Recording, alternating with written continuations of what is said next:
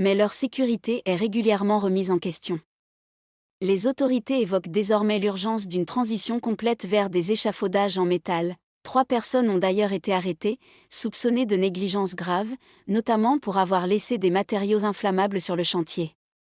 Une enquête anticorruption a également été ouverte autour du projet de rénovation du complexe.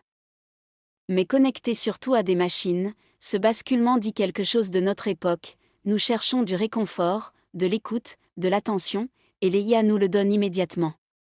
Elles n'ont pas de limites, pas de fatigue, pas d'agenda. Mais la question qui se pose maintenant est simple, est-ce que tout cela nous rapproche réellement? Ou est-ce que ça nous isole encore plus? Les pompiers ont finalement réussi à maîtriser les flammes après de longues heures de lutte. Même une fois l'incendie presque éteint, la fumée, les étincelles et la chaleur rendaient l'intervention extrêmement difficile. Certains immeubles ont été complètement ravagés, et seul l'un des 8 bâtiments du complexe a été épargné. Très vite, des questions ont émergé sur les raisons d'un bilan aussi lourd. Plusieurs habitants ont affirmé ne jamais avoir entendu l'alarme incendie. Bonjour à tous et bienvenue sur la chaîne. Aujourd'hui, nous revenons sur un drame terrible qui a frappé Hong Kong. Un incendie massif a ravagé un grand complexe résidentiel dans le district de Tai Po, causant la mort de plus d'une centaine de personnes.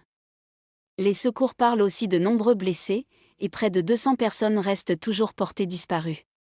De plus en plus de personnes parlent davantage à des chatbots qu'à leurs amis. Certains utilisent l'IA pour combler la solitude, pour obtenir de la compagnie, pour améliorer leur bien-être émotionnel, ou même pour des besoins plus intimes.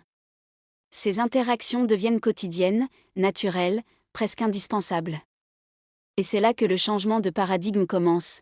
Nous ne sommes plus dans l'ère des réseaux sociaux, mais dans celle de ce que certains appellent déjà les réseaux antisociaux. Nous avons longtemps cru que les réseaux sociaux servaient à nous rapprocher. Ils étaient censés connecter les gens, créer du lien, partager des moments de vie. Aujourd'hui, cette époque semble toucher à sa fin.